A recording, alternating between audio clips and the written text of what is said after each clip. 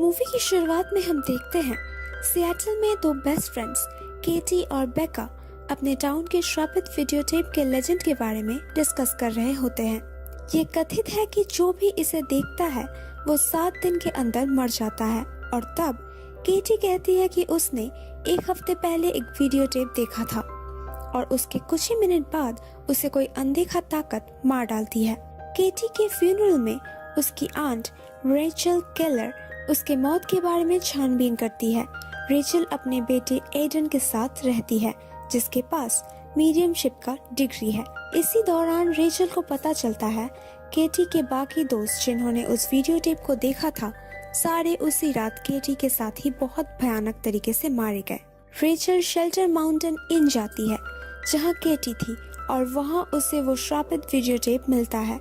Rachel उसे देखती है और जब वो वीडियो टेप खत्म हो जाता है तो उसके पास एक कॉल आती है जहां एक अननोन कॉलर उसे कहता है 7 days। रेचल अपने एक्स बॉयफ्रेंड और एडन के फादर नोआ से इस टेप को स्टडी करने के लिए कहती है और उसके ओरिजिनल टेप को देखने के बाद रेचल उसका एक कॉपी बना लेती है। पूरे हफ्ते रेचल को सुपरनैचुरल अस्तित्व महसूस होती है जहां उसे एक लंबे गीले बालों वाली छोटी बच्ची हॉन्ट करती है। वीडियो टेप के इमेजेस को इन्वेस्टिगेट करते वक्त रेचल को एना मॉर्गन के बारे में पता चलता है।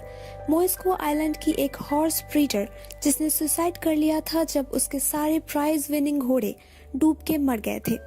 रेचल एडन को वो श्रापित वीडियो टेप देखते हुए देख लेती है और उससे ये भी पता चलता है कि नोआ को सुपरनैचुरल चीजें एक्सपीरियंस हो रही हैं। रेचल एना के पति रिचर्ड से बात करने मोइस्को आइलैंड जाती है।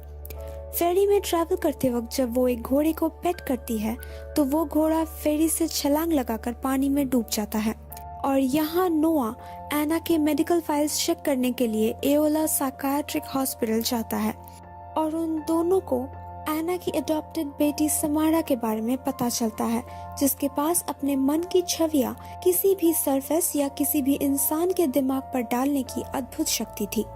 रेचल समारा के बारे में रिचर्ड से बात करने की कोशिश करती है मगर रिचर्ड उसके वजूद को मानने से नकार देता है।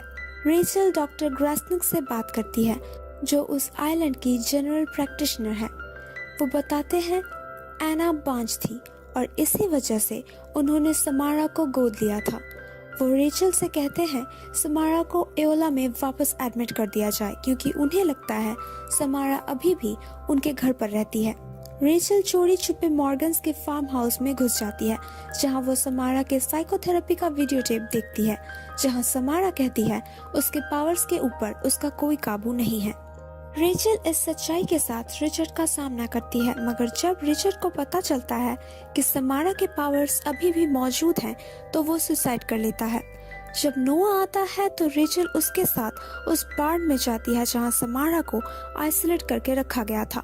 वहां उन्हें एक जली हुई पेड़ की तस्वीर मिलती है और रेचल उसे पहचान जाती है क्योंकि वो तस्वीर शेल्टर माउंटेन की होती है। वो दोनों उस इन में वापस जाते हैं जहां उन्हें फ्लोरबोर्ड्स के अंदर छिपाई हुई एक स्टोन वेल मिलता है जो उस वीडियो टेप की आखिरी इमेज होती है। रेचल उस कुएं में गिर जाती है और उसे एक विजन आता है जहां वो देखती है एना समारा का दम घोंटकर उसे उस कुएं में फेंक देती है और वहीं पर 7 दिन बाद उसकी मौत हो जाती है। समारा की लाश ऊपर आ जाती है जब नोआ रेचल से कहता है 7 दिन पूरे हो चुके हैं। वहाँ के अथॉरिटीज नोआ और रेचल से वादा करते हैं कि वो समारा के लाश को सही तरह से दफनाएंगे। अगले दिन रेचल एडन से कहती है समारा की मदद करने के बाद अब वो श्राप और नहीं रहा मगर इस बात से एडन बहुत परेशान हो जाता है और कहता है समारा की मदद करना एक बहुत बड़ी गलती थी और अब उसे कोई भी नहीं रोक सकता। नोआ के अपार्टमेंट में समारा की आत्मा आकर उसे मार डालती है। रेचल को जब उसकी डेड बॉडी मिलती है तो वो ओरिजिनल टेप को डिस्ट्रॉय कर देती है और सोच में पड़ जाती है कि समारा की आत्मा ने उसे क्यों छोड़ दिया।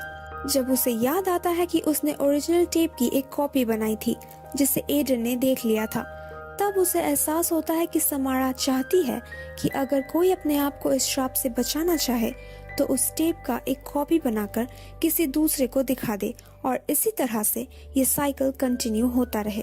मूवी के अंत में हम देखते हैं रेचल एडन की मदद करती है उस वीडियो टेप का एक दूसरी कॉपी बनाने में। जब एडन पूछता है उस इंसान का क्या होगा जो ये नया टेप देखेगा, तो रेचल इस बात का कोई जवाब नहीं देती।